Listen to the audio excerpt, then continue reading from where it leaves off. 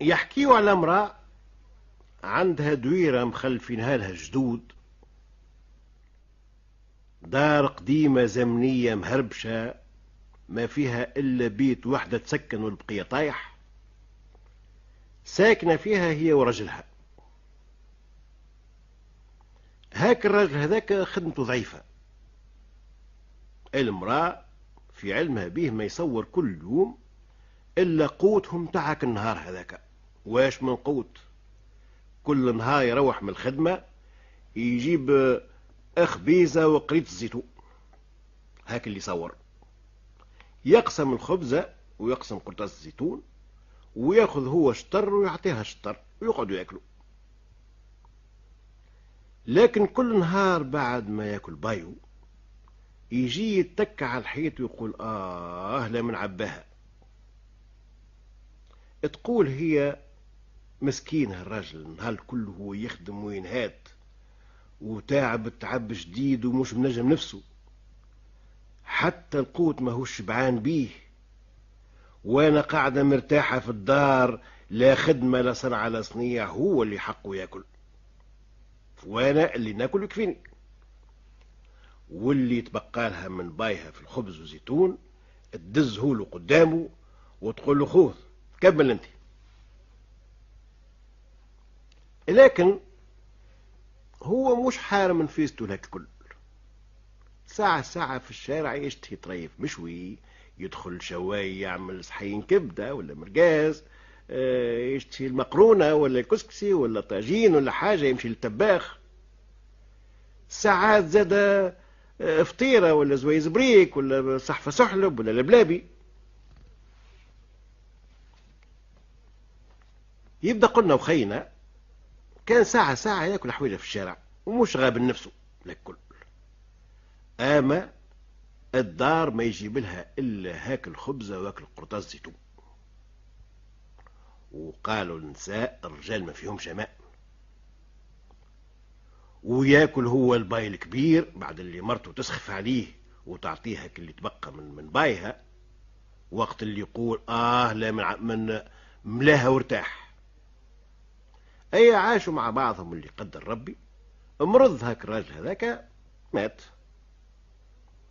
ثم واحد في الحومة يخدم صانع في المرمى براني على البلاد، مرة يبات في قهوة ومرة في المرمى ومرة في الحمام. اغواه الطمع، قال سي فلان مات ومرته قاعدة هجالة ودارها ملك، ما رجال يفركسوا على الدار المرة اللي عندها ملك، لو كان نخطبها ونسكن معاها فيك الدويرة هذيك ونرتاح من عيشة العصفور على الشريطة. اي يا سيدي بعث شكون خطبها، جابوا ربي في الصواب رضات به خذاها. قعد يخدم على نفسه كالعادة، وكل نهار يجيب النصيب اللي فيه نصيب، شوية فلفل وطماطم، قراع لفت سفنداريا بيبزة متاع جازوز كل نهار فيها صويبع زيت، طي المقرونة رشتة. هاك المرأة اللي سنين ودهور لا وقفت فتيلة لا شعلت كانون ولا تطيب الفطور والعشاء كيف الناس، شي قليل متاع ناس اللي على قدهم وقضية راجل خدام حزام.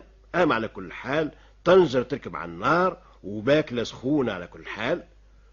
وكيف كل امرأة حاذقة من كل قضية تتنقص هاك القرينين فلفل، هاك الطميطمة، تفضل طريف زيت على ما يوالي. والمرأة الحاذقة لازم تلقى في تركينتها ما يعمل بالقليلة فطور إذا كان نهار الرجل ما جابش.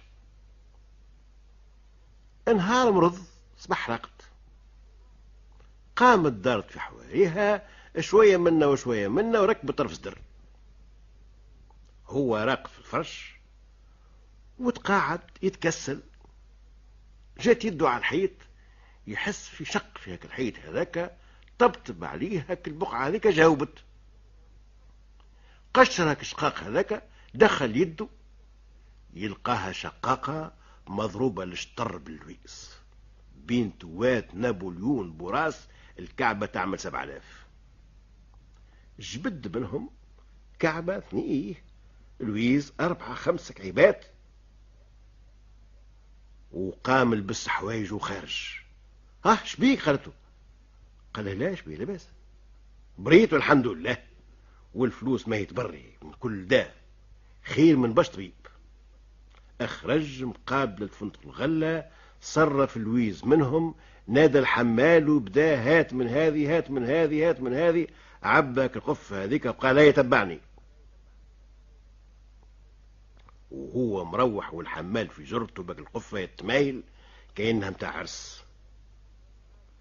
قال الغناي دزيت الباب برجلي، خرجت الباية تجري، اي قالها هبط عليها هاك السدر اللي حطوا على النار ولوح الغادي، وشد افرز هاك اللي في القفة واطلع معاها وهبط ووريني تصانيفك وخنارك. ما كانتش هي من العكسين، ولا لك القبقابي ترشق من ذي الدار لذي الدار، وهي تقص وتفوح وتشعر في الكوان وتغني. احضر الفطور عند الاول، فطروا تنهنوا. في العشية خرج عمل دورة، مشى لبعض بازارات، اخذا قصيصات مهمين، دوزنها حمال زاد مروح معاه بالبقوات. وبدات لك تحل وتتفرج شيء اللي عمرها ما كانت تحلم به في المنام. من غدوك زاد قضية من المهمين. في الليل قال لها يتلحف، وش ثم وين مشيو؟ قال لها السينما. ولاو عايشين في أرغد العيش، والمراه زادت 10 كيلو في جمعة من زمان، وهو يجبد من الشقاقة هذيك ويصرف. وكل مرة يزيد يزس مليح يلقى مازال لو كان ياكل كما قال الرجل بالمغرفة وما يوفاش. نهار هو قاعد في البيت وهي دخلت عليه، تلقاه متكي على الحيط ويقول لا من وفاها. مرة أخرى سمعته يقول في الكلمة هذه، مرة أخرى في مرة أخرى، حتى أنها قالت بربي سامحني مش نشدك نشدة. قال نعم. قالت له كان المرحوم ديما نسمع فيه يبدأ يقول لا من عباها، وانت تقول لا من وفاها. تو هو فاهمته يحب يملك ريشته، كان قليل وديما جيعان، وانت كانش تحب تفاها ولا شنين غلبة. قال لها لا، تتخيل نفسك ذكية وتفهم، وانت ما فهمت شيء. هذاك ما كانش يحب يملك رشه، اما اجا نوريك اش كان يحب يبلى. وقام وراها الشقاقة هذه، وجبد كمشة لويز منها صبها قدامها فجحها بها. قال له هو كان مخبي عليك السر هذايا ويكنز ويقول يا قلت الصحة، وطالب على ربي يملاها الشقاقة هذه زعما. وانا نتفكر العزوزة الله يرحمها كانت تقول يعطيك وليدي مال الله سعيت ودار الله بنيت، وهذه الدار وهذا المال.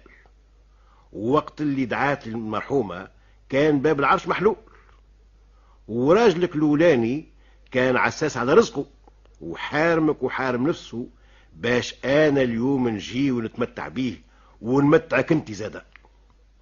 والرزق اللي هو اليوم حلال علينا محلل كان الله يرحمه حرام عليه.